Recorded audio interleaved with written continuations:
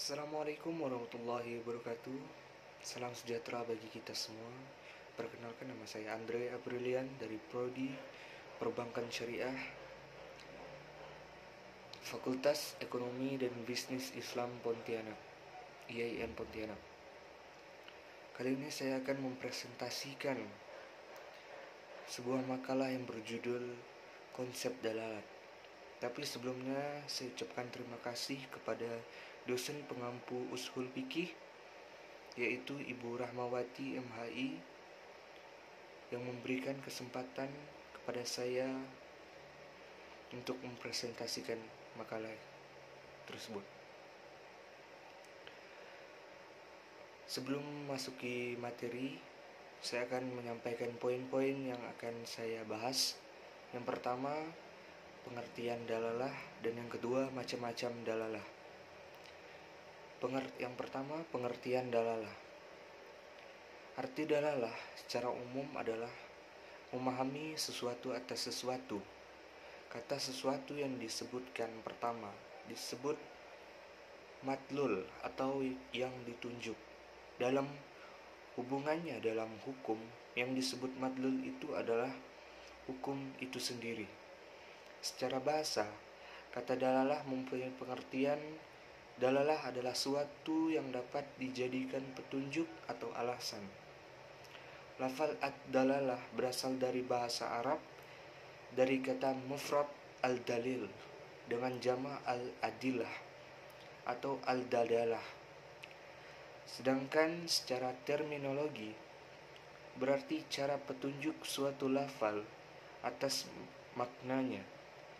Jadi dapat disimpulkan bahwa yang dimaksud dengan dalalah berhubungan dengan upaya pemahaman nas dalam suatu petunjuk lafal kepada pengertian yang bisa dipahami oleh nas itu sendiri.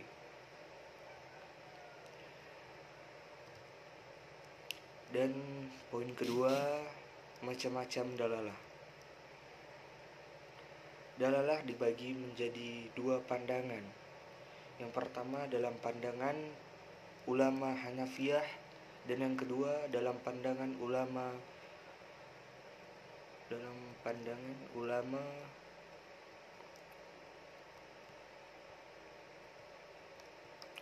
Syafi'iyah.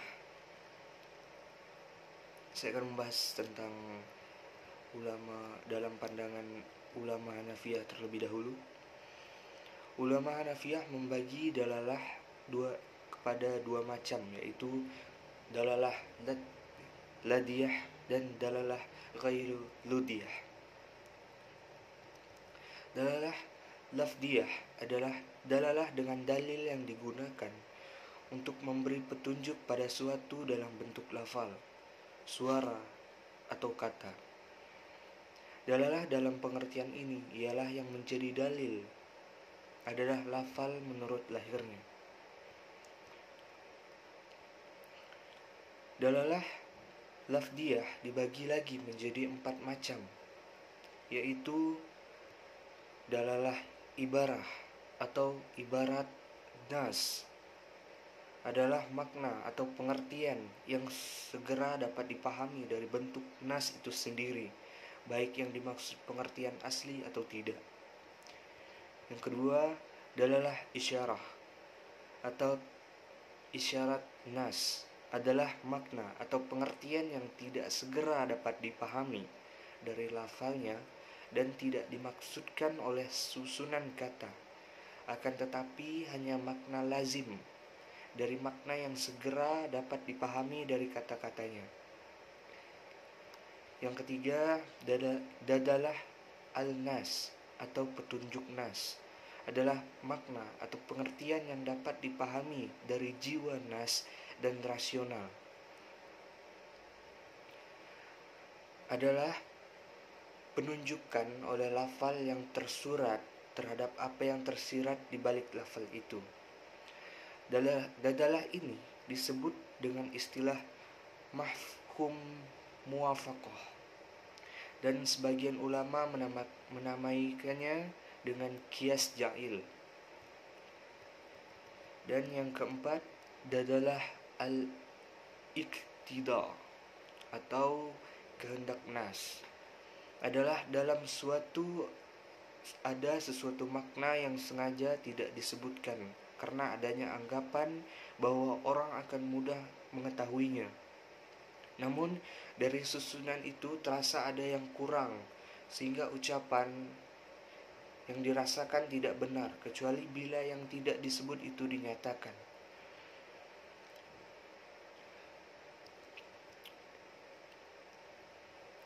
Dan yang kedua, dalalah ghairu lafdiyah atau dalalah bukan lafal adalah dalil yang diinginkan bukan dalam bentuk suara, bukan lafal dan bukan pula bentuk kata.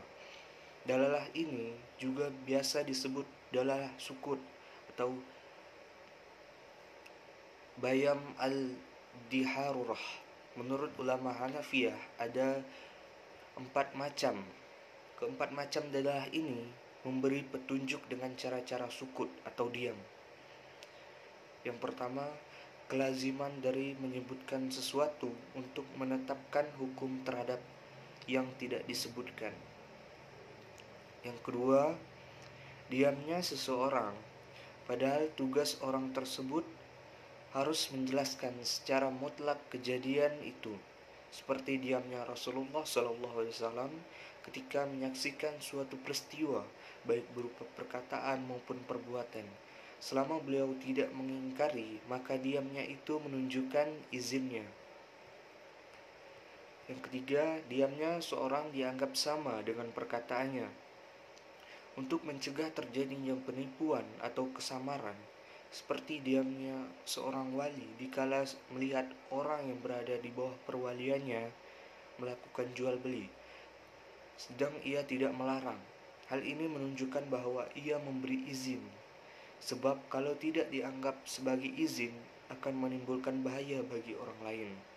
Yang keempat adalah sukut atau penunjukan diam yang menyatakan ma'dud atau sesuatu yang terbilang, namun telah biasa dibuang untuk menghindarkan panjangnya kalau disebut.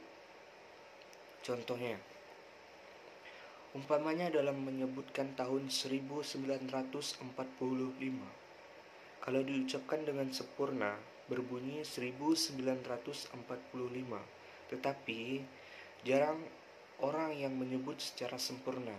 Kebanyakan orang mengatakan 1945. Meski demikian, namun semua orang sudah mengetahui maksudnya.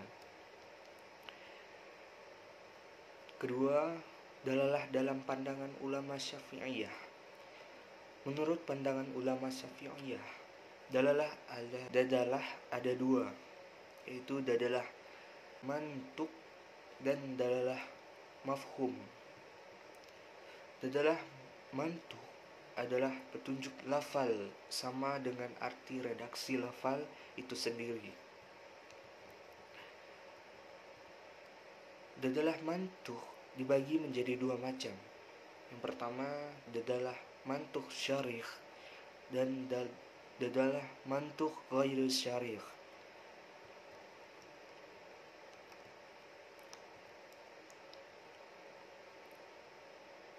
Selanjutnya adalah mafhum, adalah petunjuk lafal kepada arti yang tidak disebutkan oleh lafal itu karena memang didiamkan baik dalam hal menetapkan hukum maupun meniadakan hukum. Dalalah mafhum dibagi menjadi 2, yaitu mafhum muwafaqah dan mafhum mukhalafah. Mafhum mukhalafah dibagi menjadi 5, yaitu mafhum dengan sifat, mafhum dengan maksimal, mafhum dengan syarat, mafhum dengan bilangan, dan mafhum dengan gelar-gelar. Mungkin itu saja materi yang dapat saya sampaikan. Jika ada salah kata,